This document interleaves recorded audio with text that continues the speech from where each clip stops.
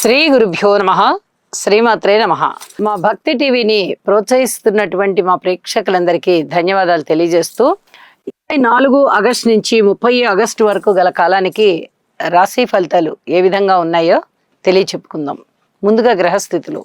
మిథునంలో గురువుగారు, కర్కాటకంలో బుధ శుక్రులు, చంద్రకేతు రవిలు సింహంలో, కుజుడు కన్య రాశిలో, రాహు గారు వచ్చేసి కుంభరాశిలో, ఇక శని గారు వచ్చేసి మీన రాశిలో.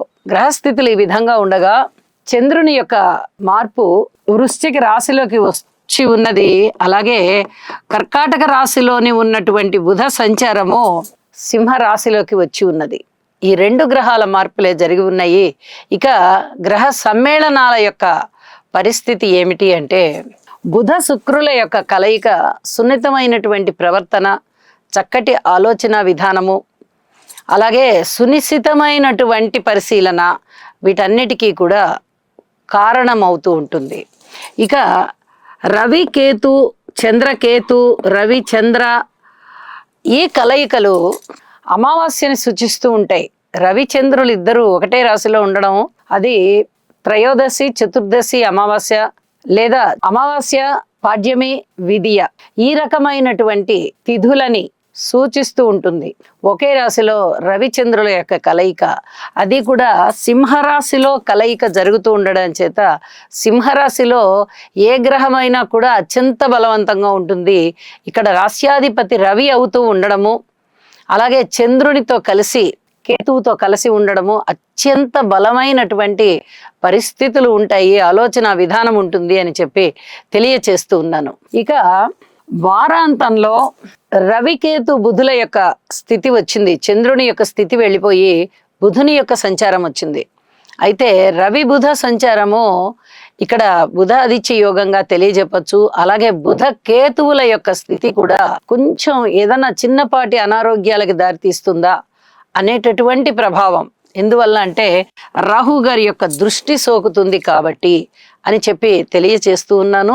ఇక గ్రహాల యొక్క దృష్టుల్ని మనం తీసుకున్నట్టయితే, గురువు గారి యొక్క 5వ దృష్టి కానీ, 7వ దృష్టి కానీ, 9వ దృష్టి కానీ కేవలం రాసుల మీదనే పడుతూ ఉన్నది.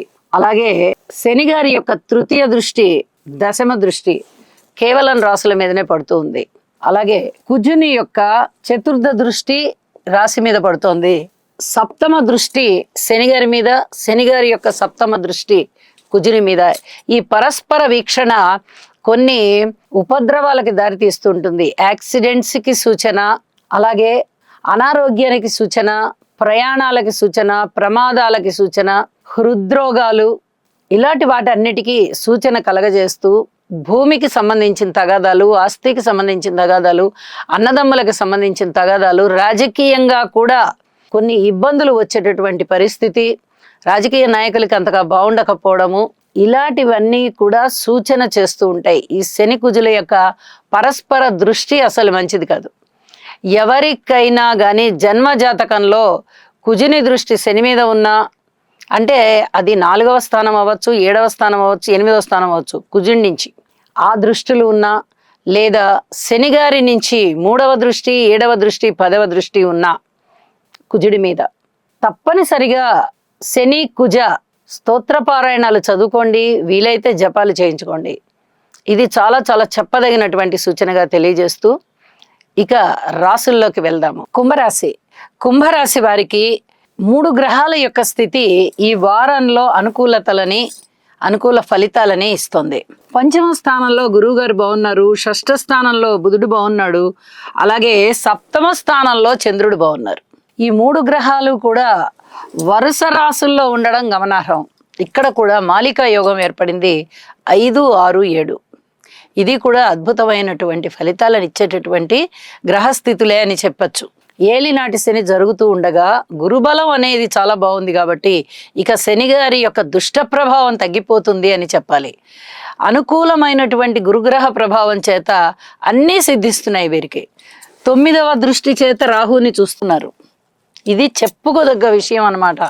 ఎప్పుడైతే రాశిని చూస్తున్నారో అది కూడా కోణస్థాన దృష్టితో చాలా చాలా అనుకూలం అన్నమాట. పితృవర్గ రీత్యా లాభాలు ఉంటాయి, సంతాన రీత్యా లాభాలు ఉంటాయి. పూర్వజన్మలో చేసుకున్నటువంటి పుణ్యప్రదమైనటువంటి పనులు ఏవైతే ఉన్నాయో వాటికి తగినటువంటి పుణ్యాన్ని ఇప్పుడు అనుభవించే కాలంగా తెలియజెప్పచ్చు. సంతానం చాలా చాలా వృద్ధిలోకి వస్తారు. ఏదైనా మీరు ఒక మంత్రం ఉపదేశం తీసుకున్నట్టయితే సద్గురువుల వద్ద, ఆ మంత్ర సాధనలో మీరు అత్యధికంగా సంతృప్తి చెందుతారు. చాలా బాగా మంత్ర సాధన జరుగుతోంది అని చెప్పి చాలా సంతృప్తి చెందుతారు. భగవంతుడి యొక్క కరుణా కటాక్ష వీక్షణాలు మీ మీద ఉన్నాయి అని చెప్పి చక్కగా నమ్ముతారు. అలాగే రుణభారాలు తగ్గిపోతున్నాయి, అనారోగ్య సూచనలన్నీ తగ్గుతున్నాయి, స్నేహితులు బాగున్నారు, బంధుమిత్రులు బాగున్నారు. అలాగే ఏదైనా ఒక ప్రణాళిక సిద్ధం చేసుకుని ఆ పనులు చేస్తున్నారా మీరు అంటే ఆ పనులన్నీ కూడా చక్కగా ముందరికి వెళ్తున్నాయి. ఇది కూడా చెప్పదగ్గ సూచన. అభివృద్ధి మార్గంలో ఉన్నారు, విజయావకాశాలు ఉన్నాయి. భార్య గారి యొక్క అనుకూలత ఉంది, వ్యాపార భాగస్వాముల యొక్క అనుకూలత ఉంది, పబ్లిక్ రిలేషన్స్ కూడా బాగున్నాయి, వ్యాపార జీవితము బాగుంది వ్యాపారస్తులకి. అలాగే రాజకీయ నాయకులకి కూడా రాజకీయ జీవితం బాగుంది అని చెప్పచ్చు. అలాగే వీరికి ప్రకృతి కూడా బాగా సహకరిస్తోంది. ఇబ్బందులు అయితే కొన్ని రకాల ఇబ్బందులు కనిపిస్తున్నాయి. రాశిలోనే రాహు ఉన్నారు, సప్తమ స్థానంలో రవి కేతువుల యొక్క స్థితి కూడా ఉన్నది. ఇది కూడా కొంత ఇబ్బందికరమైనటువంటి పరిస్థితే. అయినప్పటికీ గురుబలం బాగుంది కాబట్టి మీరు చేసుకునేటటువంటి ఏ పూజ అయినా ధ్యానమైనా అతి త్వరగా ఫలితాలను ఇస్తుంది. ఇట్లా సత్వరంగా ఫలితాలు ఇవ్వడమే మనకి భగవంతుని యొక్క అనుగ్రహం ఉన్నట్టు. కాబట్టి భగవంతునికి మీరు ఏ రూపకంగా సేవ చేసినా ఆశ్రమాలకు వెళ్ళి చెయ్యండి, లేదా ఆలయాలకు వెళ్ళి చెయ్యండి, లేదా గురువులకి చెయ్యండి, లేదా తల్లిదండ్రులకి చెయ్యండి, లేదా బీద సాధలకైనా సరే చెయ్యండి. చాలా చాలా అద్భుతమైనటువంటి ఫలితాలు ఉంటాయి అని చెప్పి తెలియచేస్తూ ఉన్నాను. అలాగే అన్ని రకాల డివిజన్స్ వారి నుంచి కూడా మీరు ఓర్పు కలిగే ఉండాలి. గురుబలం బాగుంది కదా అన్నీ బాగుంటాయి అని మీరు ఇష్టం వచ్చినట్టుగా మాట్లాడడమో లేకపోతే నేను ఎలా చేసినా అది మంచిదే అనడమో చేయకూడదు. ఎక్కడ వినయ విధేయతలు చూపించాల్సి ఉంటుందో అక్కడ వినయ విధేయతలు తప్పనిసరిగా చూపించాల్సిందే. ఎక్కడైతే మీరు ఈ పని ఇలా చెయ్యకూడదు ఇలా చెయ్యాలి అని గట్టిగా చెప్పవలసి వస్తుందో అక్కడ అలా గట్టిగా చెప్పవలసిందే. ఎక్కడ ఎలా ప్రవర్తించాలో అలా ప్రవర్తించుకుంటూ ముందరికి వెళ్ళండి. వీలైనంత వరకు ఓర్పుగా ఉండడానికి ప్రయత్నం చేయండి. అన్ని విధాలా బాగుంటుంది. అలాగే కుటుంబ జీవితంలో చిన్నపాటి అప్ అండ్ డౌన్స్ కనిపిస్తున్నాయి. అన్నదమ్ముల సహాయ సహకారాల విషయంలో కూడా కనిపిస్తున్నాయి.